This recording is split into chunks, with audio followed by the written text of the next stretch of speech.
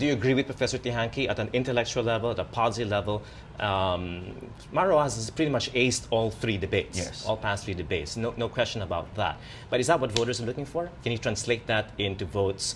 Considering, again, he's walking into the debate last night, looking at his numbers stuck at 18% in the Pulsation survey. I think overall he is the overall governance person who would look at things at the policy level, the more technical part of it.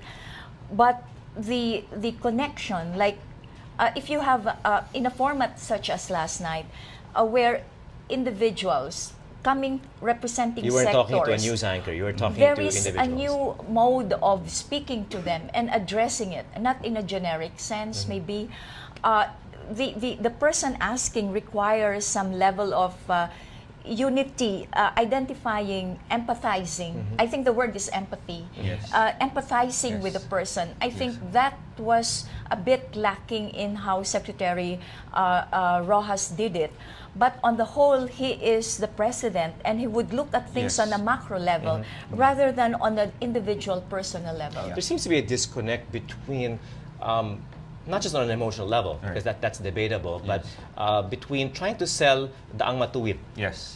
between trying to sell the gains of this administration, Yes. and a certain disbelief on his part that the electorate isn't getting it. Yes. I think you saw that very Yes. clearly in that spat between Yes. Rodrigo Duterte and himself. Yeah. There was this exchange where Mayor Duterte, where do you get your facts? Yes.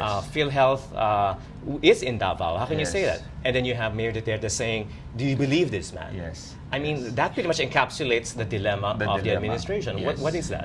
Well, it's really the president himself is popular, but his government is not.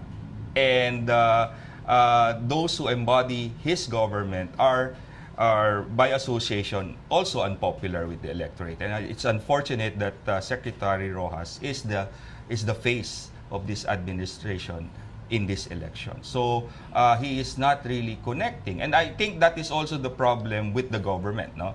With the Aquino government. It's they believe that they've done something, and they disagree with those who say you haven't done enough. I think though that in fairness to the administration person, I think the enemy of the administration candidate is not so much the ability to deliver per se, because as Secretary Roxas was saying, this is what we did, and I can prove you. I have evidence to speak to that, to say that.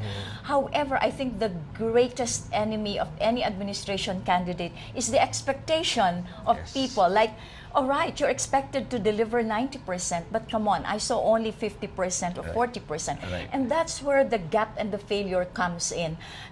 And therefore, he has to ride on the issue of continuity, which, in fairness to the administration, I would say, yes, but it takes really not just 6 years maybe to get off inequality But and perhaps poverty, which is issue- massive in this But country. let's take a look Yeah. at Leni Robredo's Yeah. running mate. Yeah. She's doing Yeah. much better than he is in the polls.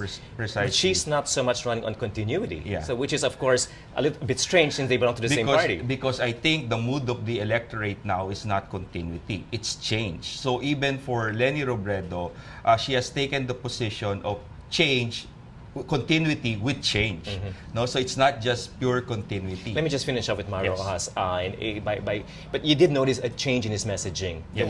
The use of the word decente, decent over and over again. Yeah. Again, differentiating himself from Mayor Duterte. Yeah. Oh, is that going to be effective? Well, it's not the first time he used it. He used it also in the second debate. No, but again, just like what I mentioned in the second debate, that is elitist. Decente. Decente is an elitist concept. I will disagree with Okay. that. It Great. is. It We is. love to disagree, yeah. It is because It's moralistic. It's moralistic.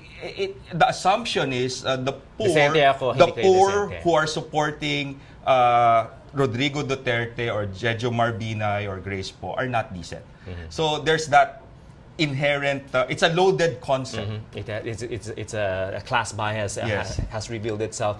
That was the same issue with ERA. Yes. There put issues about morality, which just Yes. backfired. People Yes. identified with him. If You disagree, though. Okay. I disagree in the sense Because that he was very emphatic, yeah. kailangan na decente gobierno. Yeah. And clearly that was a pot shot at Yeah. Mayor Duterte for Yes. his rape remark Yes. and all sorts of lifestyle issues. But I would look at decente as not really being the opposite of, or being associated only with the elite. Okay. Because one can be poor but be decent.